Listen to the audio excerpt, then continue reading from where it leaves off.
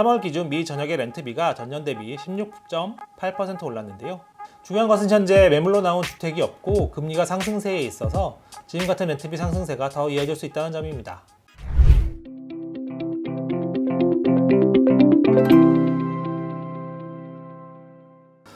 여러분 안녕하세요. 서울경제신문 뉴욕특파원 김영필입니다.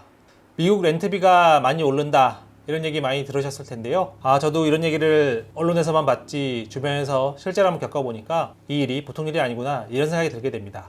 렌트비가 인플레이션에 직접적으로 연관이 되기 때문인데요. 제가 말씀드린 거는 뉴저지의 사례입니다. 한인들도 많이 모여 사는 곳이 뉴저지이죠. $3,300 정도 했던 방세기 아파트 월세가 재계약을 하려고 했더니 $4,290 달라 이렇게 얘기를 들었다고 합니다. 1년 계약이에요. 상승률만 해도 무려 28%에 달하는데요. 그동안 여기저기에서 20에서 30%, 월초에는 많게는 40에서 50% 사례도 있다 이런 것을 말만 들었는데 주변에서 이렇게 실제로 접해 보니까 이게 진짜구나 이렇게 생각이 들게 됩니다. 렌트비 같은 거주 비용은 CPI의 30% 정도를 차지하는데요. 그래서 중요한 그래서 제가 한번 이게 실제로 얼마나 되는지 미국에서 집을 찾을 때 가장 많이 참고하는 사이트 가운데 하나인 진로우에서 도시별 렌트 상승률을 한번 찾아봤습니다.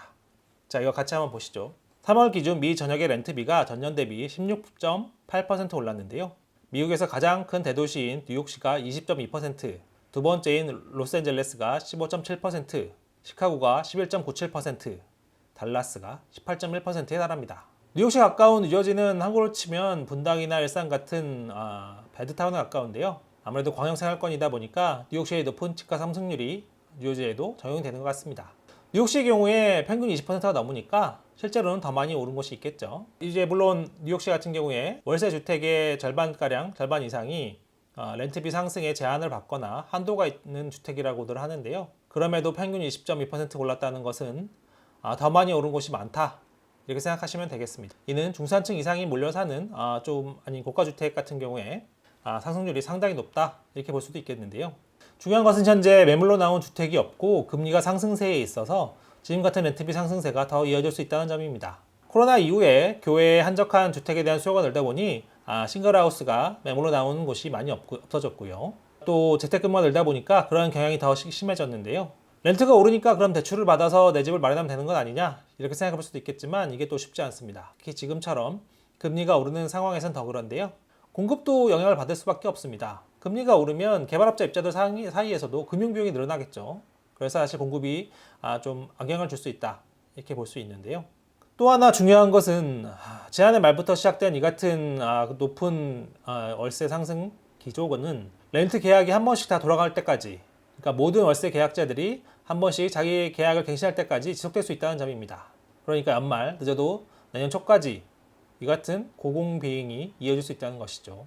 자, 이러다 보니까 아무래도 인플레이션이 더 오래 갈 수밖에 없겠다 이런 생각이 많이 들게 됩니다. 앞서 말씀드렸지만 CPI 3분의 1을 차지하는 게 렌트 같은 거주 비용이기 때문에 더 그런데요.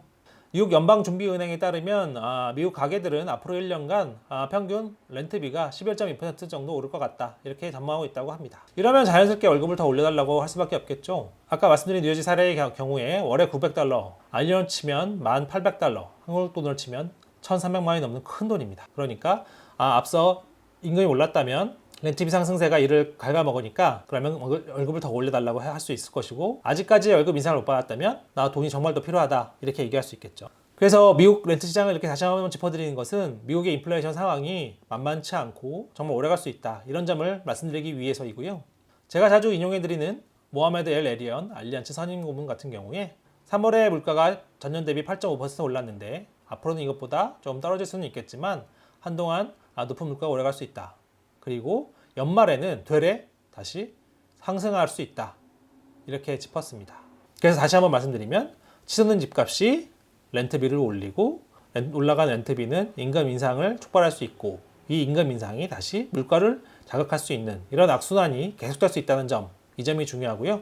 중요한 것은 계속된 인플레는 국제금리 상승 압박 요인이 되고 올라가는 국채금리는 나스닥의 하락 요인이 됩니다. 그래서 이 점을 잘 알고 계셔야 하고요. 그래서 앞으로도 국채금리와 인플레이션, 렌트비 동향을 꼼꼼히 파악하셔야겠습니다.